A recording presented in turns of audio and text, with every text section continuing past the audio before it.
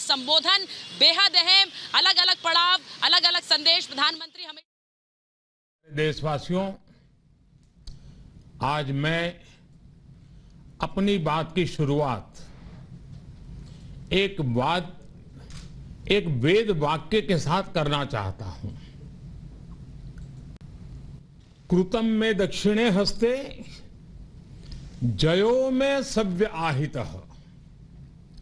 इस बात को भारत के संदर्भ में देखें तो बहुत सीधा साधा अर्थ यही है, हमारे देश ने एक तरफ कर्तव्य का पालन किया तो दूसरी तरफ उसे बड़ी सफलता भी मिली। कल 21 अक्टूबर को भारत ने 1 बिलियन 100 करोड़ वैक्सीन डोज का कठिन लेकिन असाधारण लक्ष्य प्राप्त किया है। 1 बिलियन 100 करोड़ वैक्सीन डोज का कठिन लेकिन असाधारण लक्ष्य प्राप्त किया है। इस उपलब्धि के पीछे 130 करोड़ देशवासियों की कर्तव्य शक्ति लगी है। इसलिए ये सफलता भारत की सफलता है, हर देशवासी की सफलता है। मैं इसके लिए सभी देशवासियों को हृदय से बधाई देता हूं। साथियों, 100 करोड़ वैक्सीन डोज ये केवल एक आंकड़ा नहीं है, ये देश के सामर्थ्य का प्रतिबिंब है, इतिहास के नए अध्याय की रचना है। ये उस नए भारत की तस्वीर है जो कठिन लक्ष्य निर्धारित कर उन्हें हासिल करना जानता है। ये उस नए भारत की तस्वीर है जो अपने संकल्पों की सिद्धि के लिए परिश्रम की पराकाष्ठा करता है। साथियों, आज कई लोग भारत के वैक्सीनेशन प्रोग्राम की तुलना दुनिया के दूसरे देशों से कर रहे हैं। भारत ने जिस तेजी से 100 करोड़ का 1 बिलियन का आंकड़ा पार किया है, उसकी सराहना भी हो रही है। लेकिन इस विश्लेषण में एक बात अक्सर छूट जाती है कि हमने ये शुरुआत कहां से की है। दुनिया के दूसरे बड़े देशों के लिए वैक्सीन पर रिसर्च करना, वैक्सीन खोजना, इसमें दशकों से उनकी महारत है, एक्सपर्टाइज थी।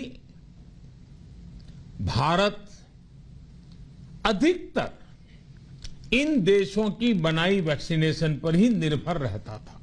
हम बाहर से मंगवाते थे। इसी वजह से जब 100 साल की सबसे बड़ी महामारी आई तो भारत पर सवाल उठने लगे, क्या भारत इस वैश्विक महामारी से लड़ पाएगा? भारत दूसरे देशों से इतनी वैक्सीन खरीदने का पैसा कहां से लाएगा? भारत को वैक्सीन कब मिलेगी? भारत के लोगों को वैक्सीन मिलेगी भी या नहीं? क्या भारत इतने लोगों को टीका लगा पाएगा कि महामारी को फैलने से रोक सके? भांति भांति के सवाल थे। लेकिन आज ये 100 करोड़ वैक्सीन डोज हर सवाल का जवाब दे रहा है। भारत ने अपने नागरिकों को 100 करोड़ वैक्सीन डोज लगाई हैं और वो भी मुफ्त बिना पैसा लिए। साथियों, 100 करोड़ वैक्सीन डोज का एक प्रभाव ये भी होगा कि दुनिया अब भारत को कोरोना से ज्यादा सुरक्षित मानेगी। एक फार्मा हब के रूप में भारत को दुनिया में जो स्वीकृति मिली हुई है, उसे और मजबूती मिलेगी। पूरा विश्व आज भारत की इस ताकत को देख रहा है, महसूस कर रहा है। साथियों, भारत का वैक्सीनेशन अभियान सबका साथ, सबका विकास, सबका विश्वास और सबका प्रयास का सबसे जीवंत उदाहरण है। कोरोना महामारी की शुरुआत में ये भी आशंकाएं व्यक्त की जा रही थी कि भारत जैसे लोकतंत्र में इस महामारी से लड़ना बहुत मुश्किल होगा।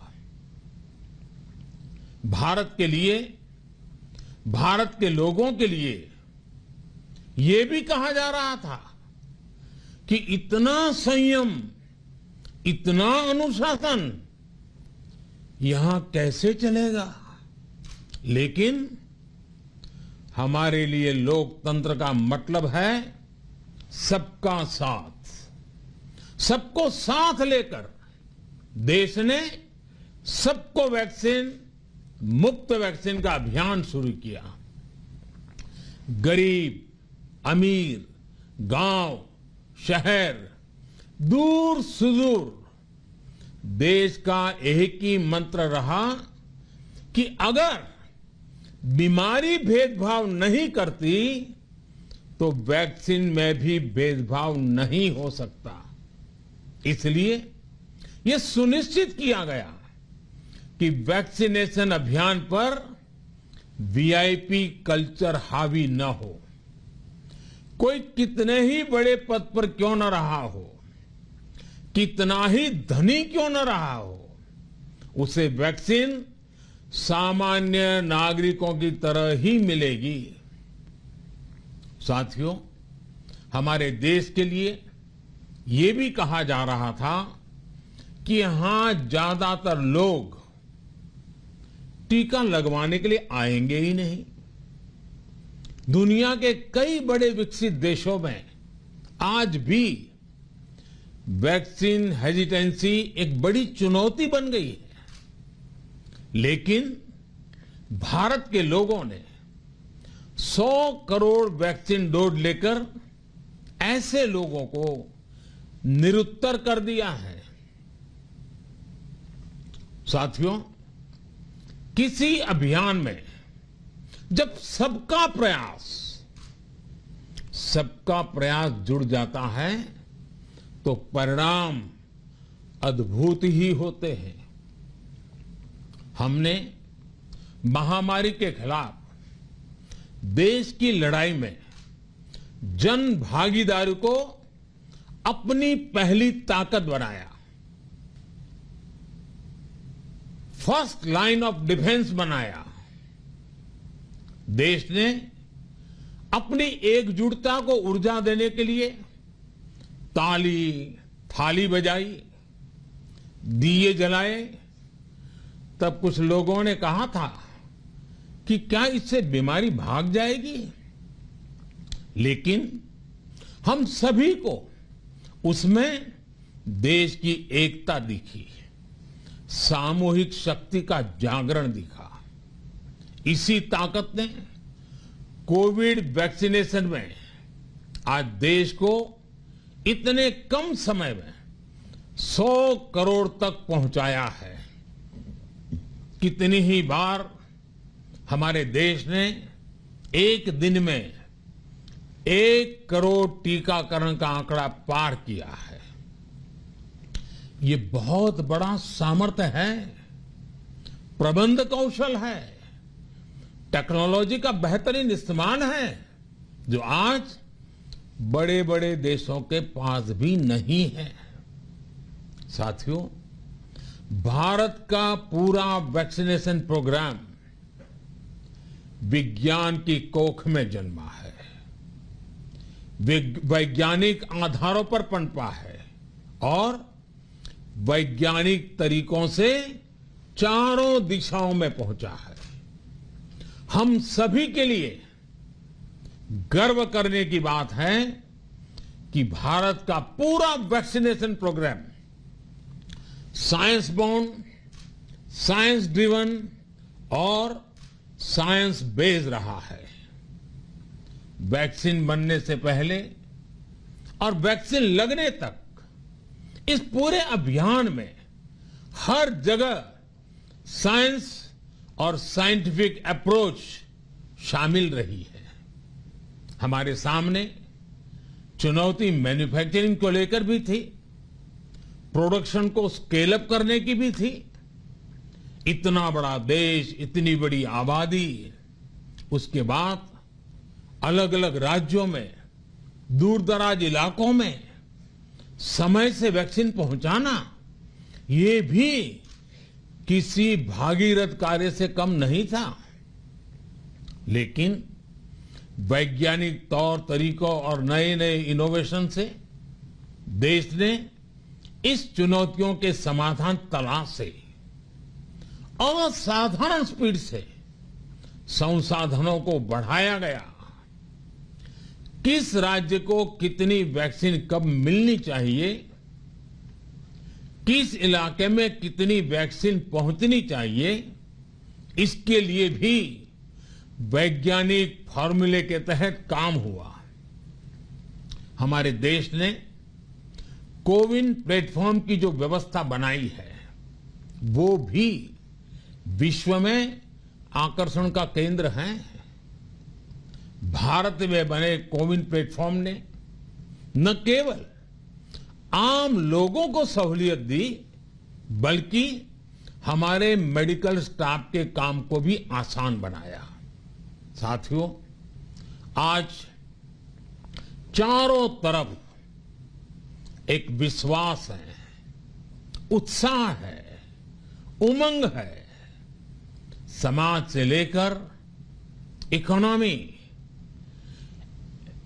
हम हर तबके पर देखें, ऑप्टिमिज्म, ऑप्टिमिज्म, ऑप्टिमिज्म ही नजर आता है। एक्सपर्ट्स और देश विदेश की अनेक एजेंसीज भारत की अर्थव्यवस्था को लेकर बहुत सकारात्मक है। आज भारतीय कंपनियों में न सिर्फ रिकॉर्ड इन्वेस्टमेंट आ रहा है, बल्कि युवाओं के लिए रोजगार के नए अवसर भी बन रहे हैं। स्टार्टअप्स में रिकॉर्ड इन्वेस्टमेंट के साथ ही रिकॉर्ड स्टार्टअप्स यूनिकॉर्न बन रहे हैं। हाउसिंग सेक्टर में भी नई ऊर्जा दिख रही है। पिछले महीनों में किए गए कई सारे रिफॉर्म्स, कई सारे इनिशिएटिव, गति शक्ति से लेकर नई ड्रोन पॉलिसी तक भारत की अर्थव्यवस्था को और तेजी से आगे बढ़ाने में बड़ी भूमिका निभाएंगे। कोरोना काल में कृषि क्षेत्र ने हमारी अर्थव्यवस्था को मजबूती से संभाले रखा। आज रिकॉर्ड लेवल पर अनाज की सरकारी खरीद हो रही है। किसानों के बैंक खातों में सीधे पैसे जा रहे हैं। वैक्सीन के बढ़ते हुए कवरेज के साथ साथ आर्थिक सामाजिक गतिविधियां हो, खेल जगत हो, टूरिज्म हो, एंटरटेनमेंट हो, सब तरफ सकारात्मक गतिविधियां तेज हो रही हैं। आने वाले त्योहारों का मौसम इसे और गति देगा और शक्ति देगा। साथियों, एक जमाना था जब मेड इन ये कंट्री, मेड इन वो कंट्री, इसी का बोलबाला था, बहुत क्रेज हुआ करता था। लेकिन आज हर देशवासी ये साक्षात अनुभव कर रहा है कि मेड इन इंडिया की ताकत बहुत बड़ी होती है। और इसलिए आज मैं आपसे फिर ये कहूंगा कि हमें हर छोटी से छोटी चीज जो मेड इन इंडिया हो, जिसे बनाने में किसी भारतवासी का पसीना बहा हो, उसे खरीदने पर जोर देना चाहिए। और ये सबके प्रयास से ही संभव होगा। जैसे स्वच्छ भारत अभियान एक जन आंदोलन है, वैसे ही भारत में बनी चीज खरीदना, भारतीयों द्वारा बनाई चीज खरीदना, वोकल फॉर लोकल, ये हमें व्यवहार में लाना ही होगा। और मुझे विश्वास है, सबके प्रयास से मुझे विश्वास है भी करके रहेंगे। आप याद करिए, पिछली दिवाली हर किसी के मन मस्तिष्क में एक तनाव था, लेकिन इस दिवाली 100 करोड़ वैक्सीन डोज के कारण एक विश्वास का भाव है। अगर मेरे देश की वैक्सीन मुझे सुरक्षा दे सकती है, तो मेरे देश का उत्पादन, मेरे देश में बने सामान मेरी दिवाली और भी भव्य बना सकते हैं।